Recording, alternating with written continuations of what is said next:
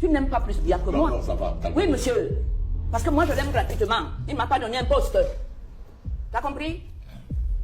Je n'ai pas attendu d'être ministre pour commencer à aimer Biya. Mais toi, quand on était là, tu ne l'aimais pas. Le président Paul Biya vous a annoncé un programme politique. Qu'il veut arrimer le pays à l'émergence à l'horizon 2035. Ce mandat est un mandat de conclusion de son nation. Pour moi, c'est un mandat de trop.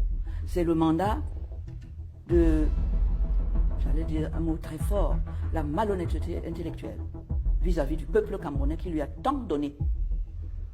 Tant donné. Il sait qu'il ne peut plus donner grand-chose. Il le sait. Si quelqu'un d'autre venait à prendre le pouvoir aujourd'hui, ce serait un tricheur. Parce qu'il va profiter de tout ce que le président a mis. Et c'est d'ailleurs ça, moi je suis un politicien. C'est d'ailleurs une ruse. Tous ceux qui aspirent à prendre le pouvoir, ce sont des gens qui veulent récolter là où ils n'ont pas semé. Je parle de Biya, de l'âge de Biya, parce qu'il est président de la République. Il a 43 ans d'ici. Non, on ne peut 42, pas dire 43 Vous ans de ajoutez pouvoir. toujours, c'est 42. Oui, mettez 42. J'accepte. On dit 42. J'accepte. On dit même qu'il a... J'accepte. 42 ans de pouvoir. Oui. C'est pas moi qui ai inventé l'expression Et la usure, 80, usure du 92 pouvoir. ans. Laisse-moi parler. D'accord, ok. Ok, maman, parle. Oui, monsieur. Oui, maman.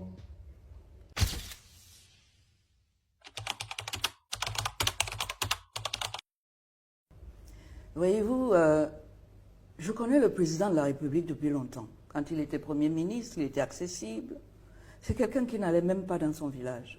Et je crois savoir, si je me souviens bien, Madame Aïdjo m'avait dit que c'est l'un des facteurs qui ont permis le choix que son mari avait effectué lorsqu'il a fallu passer le pouvoir à quelqu'un. Il n'était pas tribaliste, il n'était pas régionaliste, il n'allait jamais, il n'était pas boulou, c'était quelqu'un qui était... Mais ce que je vois aujourd'hui n'a rien à voir avec ce schéma qui m'a été montré par Madame Aïdjo. Vous connaissez bien. Et moi-même, ça me fait beaucoup de peine parce que c'est un choc pour moi de voir qu'aujourd'hui, le président de la République a deux mamelles nourricières, c'est la corruption et le tribalisme. Diviser pour mieux régner. Alors, aujourd'hui, je le vois en train de voir, voilà, j'ai vu le groupe Ekanglo toujours à la télévision, les ministres qui mettent des pots de je ne sais pas quoi. Jamais je n'aurais pensé que ce puisse être possible avec le président Biya parce que c'est éloigné de ce qu'on sait de lui lorsqu'il n'était pas encore là et de ce qu'on voyait de lui. S'il y avait ce comportement-là, n'est-ce pas? Alors, c'est très dangereux. Il y a une dérive, c'est clair. Cette question de cohésion sociale et de division, dont on dit qu'elle est la division entre les ethnies ou les tribus au Cameroun, elle est instrumentalisée d'un point de vue politique et qu'elle ne reflète pas le vécu quotidien. Quel est votre vécu par rapport à cela? Je ne sais pas déjà si on a la même perception du tribalisme. Parce qu'il est clair que tous ceux qui sont de ma génération savent qu'il y a le tribalisme au Cameroun. Et moi, aujourd'hui, en tant que Bamili, que je m'appelle Tienche, je me sens exclu. Je n'ai pas besoin que le ministre me convainque de quoi que ce soit, je me sens exclu. Et si demain, il faille qu'on aille revendiquer quoi que ce soit, j'irai revendiquer. Parce que j'estime que je n'ai pas ma place dans la société camerounaise. J'estime que certaines écoles, certains milieux, certains postes sont peut-être fabriqués ou créés pour certaines personnes. Moi, je n'ai pas 30 millions pour aller à l'INAM. Je ne m'appelle pas un Vondowa à Kono. Je vais me retrouver là-bas comment? C'est un fait. Au lieu de chercher à arranger, on cherche plutôt à dire que ça n'existe pas, ça existe. Prenez tous les commissariats de Douala, centrale numéro 1, centrale numéro 2. Regardez qui sont les commissaires. Dans les commissariats d'arrondissement, regardez qui sont les commissaires. Dans les brigades, regardez qui sont les commandants de brigade. Quand on inscrivait les gens sur les listes électorales, je me suis rendu au sud. À Méomis, alors on m'a dit, ce n'est pas le chez toi ici. On va faire des histoires là, chez vous à l'ouest. C'est un fait. J'aimerais bien qu'on m'explique comment il n'y a pas de tribalisme, parce que je ne comprends pas. Je ne comprends pas de quoi il parle. J'ai beaucoup de difficultés à le suivre. J'ai bien compris qu'il voulait être ministre des Finances. Il a dit, excusez-moi. Non, non. Je vous laisse parler à ma place là. Non, pas du tout. Est-ce que vous pouvez me laisser... Je ne comprends pas ce qu'il dit. Pourquoi vous puissiez je ne vous ai pas répondre, demandé, je vous ai pas qu'il demandé parle d'être de son son vécu interprète. et je suis le témoin. Laissez-moi lui répondre. Ah, je peux me S'il permettre vous d'être son plaît. interprète, hein, parce Non, que non, j'ai le je même vous ai vécu rien que lui au demandé. quotidien. Je vous ai rien demandé. Maître Durovien, J'ai la capacité, J'ai la capacité vous ne me demandez d'écouter. rien, mais je ne dirai rien. S'il vous plaît, allez-y. dire que je ne sais pas de quoi il parle est une formule. Ah, d'accord. Et je suis étonné que ça devienne un problème. J'ai entendu qu'il a dit que le président est de telle tribu, tel ministre est de telle tribu, et que lui, il ne sait pas qu'est-ce qu'il fait dans ce pays. Et je pensais que il voulait être ministre de la Défense, il voulait être ministre de l'Agriculture, de je ne sais pas moi, de tous les ministres dont il a parlé là. Et il a vu que les postes étaient occupés. Vous comprenez? Regardez à quel niveau le monsieur pense que, parce que des Camerounais d'une autre région occupent des postes militaires, ça établit pour lui le tribalisme. Le tribalisme dont il parle se retrouve simplement au sein du gouvernement. Donc si on met des gens qui ne sont pas de la même tribu dans le gouvernement, pour lui, il n'y a plus le tribalisme. Si on met des commissaires qui sont des tienches comme lui, là, il n'y a pas. Il va même plus loin en disant qu'il n'a pas l'argent pour payer les NAM, etc. C'est un discours que j'entends avec beaucoup de... je suis horrifié par la méconnaissance que les gens ont. Parce qu'ils ne produisent que le mensonge. S'ils voient la liste des personnes qui passent les NAM chaque année, parfois on m'a dit, la fois dernière, c'était un Beskineur qui a passé, on a beaucoup célébré, c'était un Beskineur. Mais reprenez quand même la liste des personnes qui passent. Moi aussi, quand j'étais dans la société civile et que j'étais dans une ignorance totale, comme mon fils ici, je pouvais avancer des choses comme ça que j'ai entendues, sans vérifier. Premier exemple, à l'ENAM ou dans les concours administratifs, le principe, c'est que l'État recrute les meilleurs. On ne recrute pas selon la tribu. Le principe est que c'est sur la base de 20. Si vous avez 19 sur 20, quelle que soit votre tribu, vous allez passer. Et les papiers sont tellement anonymes qu'on ne peut pas savoir si c'est un tienche qui a composé. Et le malheur veut que dans un concours administratif, on veut peut-être 10 places ou 20. Nous avons 10 régions. Quand on veut 20 places, ça veut dire 2 par région. Si un tienche a 14 minutes, 15 minutes. je dis même déjà minutes. Si un tienche a 12 sur 20, il n'est pas bête. Sauf qu'à côté de ces 12 sur 20, on va préférer celui qui a 16 sur 20. Sujet que nous venons de regarder, la Constitution camerounaise consacre et protège les libertés individuelles, la liberté de communication, d'expression, de presse, de réunion et d'association. En matière de liberté d'association, par exemple, on compte plus de 300 partis politiques. Maître Alinscom, est-ce que ces libertés sont effectivement respectées pour tous? Je prendrai le cas de la liberté de réunion, par exemple. Ces libertés ne sont pas respectées à 100%.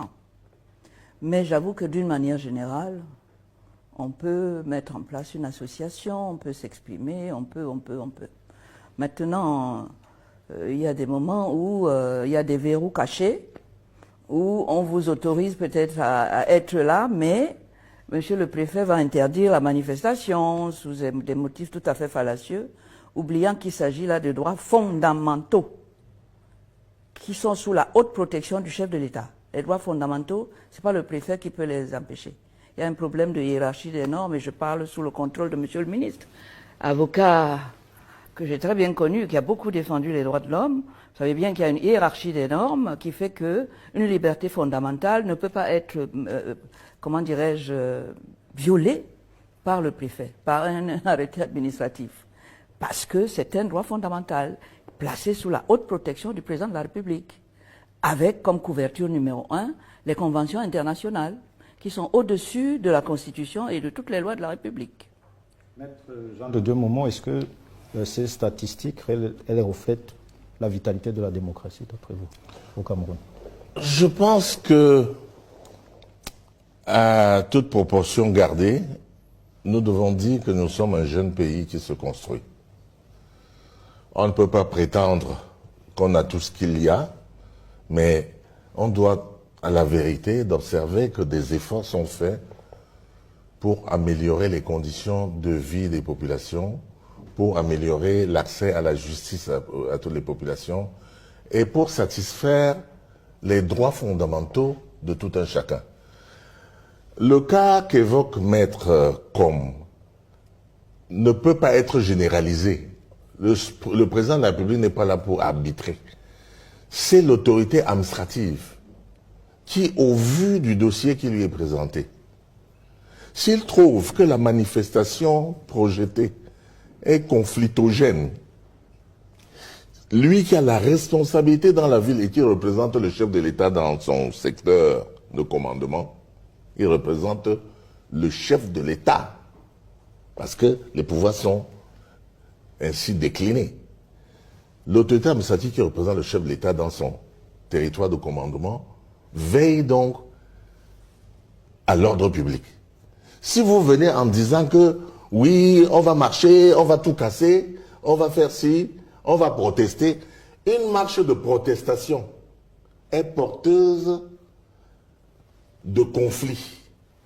Une marche de joie, de célébration, est moins dangereuse qu'une marche de protestation parce que la colère peut entraîner des exactions sur les populations innocentes. Un taximan qui passait par là, on peut casser sa voiture, on peut même incendier. Nous avons vu dans d'autres pays. Mettre en œuvre pour lutter efficacement contre la corruption et renforcer la transparence dans la gestion publique au Cameroun. Il faut d'abord une volonté politique. Et quand je dis volonté politique, il faut une volonté présidentielle. Bon, le président de la République a fait comme s'il avait compris le problème et qu'il avait pris à bras le corps. Malheureusement, ça ne donne pas les résultats. Il a créé les CONAC. CONAC, c'est contre la corruption. Mais on n'a jamais été plus aussi corrompu que depuis qu'il a créé ça. Et on ne voit pas le résultat que peut-être le président aurait voulu en créant CONAC. Et on ne voit pas non plus ce qu'il fait parce que c'est une gangrène. Et parce que c'est une gangrène qui s'attaque directement à sa gouvernance. Parce que le problème de la corruption est un problème présidentiel. C'est lui qui doit combattre ça beaucoup plus sérieusement qu'il ne le fait actuellement. Parce qu'il n'y a pas de résultat. Alors, on attend. Parce qu'aujourd'hui, la corruption, tu achètes tout. Hein. Tu achètes de l'argent, tu achètes. Et ça, c'est très très grave. Parce que l'économie en prend un coup, le développement, là, ça tue les relations entre... Ça tue le tissu social, ça tue tout. Alors, on aimerait bien avoir un président qui prend le problème à bras le corps et qui fait autre chose que ce qu'il a fait jusque-là pour lutter contre la corruption et qui donne zéro résultat. Le président Paul Biya vous a annoncé un programme politique qu'il veut arrimer le pays à l'émergence à l'horizon 2035. Ce mandat est un mandat de conclusion de son nation. Un mandat de conclusion qui va s'achever en 2033, donc à l'horizon de 2035, pour implémenter sa politique. Et c'est pour ça qu'il a qualifié ce mandat de grande espérance. Après les grandes ambitions qui nous ont permis de sortir des contrats coloniaux, pour aboutir aux grandes réalisations qui nous ont permis de construire le port à eau profonde de Kribi, qui nous ont permis de construire le deuxième pont sur le Vouri, qui nous ont permis de construire les grands barrages pour donner de l'électricité, pour faire la fondation d'un État industriel. Les grandes réalisations nous ont permis donc de mettre cette fondation et donc d'espérer saisir toutes les grandes opportunités de l'émergence.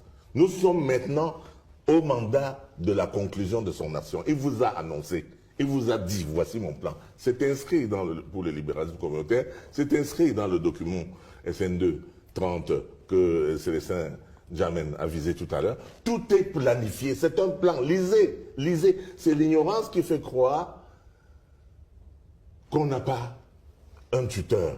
Il y a un tuteur qui guide l'action gouvernementale qui s'achève à l'horizon 2035. 35 et ce sera l'émergence. Maître Ali. Si quelqu'un d'autre venait à prendre le pouvoir aujourd'hui, ce serait un tricheur. Parce qu'il va profiter de tout ce que le président a mis. Et c'est d'ailleurs ça, moi je suis un politicien. C'est d'ailleurs une ruse. Tous ceux qui aspirent à prendre le pouvoir, ce sont des gens qui veulent récolter là où ils n'ont pas semé. Ils veulent récolter là où ils n'ont pas semé. Le président a mis un certain nombre de choses pour que le pays puisse, pour que vous viviez bien. Nous, elle, Madame Maître comme et moi, et Célestin Diamé, nous sommes de l'époque de 90, nous avons contesté ici, nous avons souffert ici. La dévaluation de francs CFA, nous avons souffert. La baisse des salaires, nous avons souffert. Pour que vous, monsieur, vous ne souffriez pas. C'est compris, nous avons souffert. 2 minutes et puis on passe la parole à Marc. Je voulais dire que dans le vocabulaire courant, tout le monde parle de l'usure du pouvoir. Et oui, je parle de Biya, de l'âge de Biya, parce qu'il est président de la République. Il a 43 ans d'ici. Non, on ne peut pas dire 43 ans de pouvoir. Oui, mettez 42. J'accepte. On dit 42. J'accepte. On dit même qu'il a... J'accepte. 42 ans de pouvoir. Oui. C'est pas moi qui ai inventé l'expression usure du pouvoir. Laisse-moi parler. D'accord, ok. Ok, maman, parle. Oui, monsieur. Oui, maman. L'usure du pouvoir. Nous qui le subissons depuis 43 ans. 42. 42 ans, même 40. Vous ne pensez pas qu'on a le droit de... Vous avez le... Vous ne demandez pas. Il ne savait pas. Laissez-moi parler. Dites-lui de me laisser parler. Allez-y, c'est clair? Allez-y, laissez-moi parler. Allez-y, maître. Parce que tu interfères dans ce que je dis. Allons-y. Tu n'aimes pas plus Biya que moi. Non, ça va. Oui, monsieur. Parce que moi, je l'aime gratuitement. Il ne m'a pas donné un poste. T'as compris? Je n'ai pas attendu d'être ministre pour commencer à aimer Biya. Mais toi, quand on était là, tu ne l'aimais pas. Tu ne le défendais pas, hein? Oh là là. J'étais opposant. C'est bon. Je ne peux pas être opposant de Biya. Je ne peux pas être opposant, moi, mandant de mon mandataire. Arrêtez ce terme-là. Je donne un mandat à quelqu'un, on dit que je suis opposant. Non, je ne peux pas être opposant. Mais je surveille s'il exécute le mandat. Je ne le laisse pas comme ça aller dire oui, comme il est beau, il est nyanga. Non. Le mandat a été mal exécuté. Je ne demande pas à Biya de me faire de moi un ministre. Je refuserai d'ailleurs.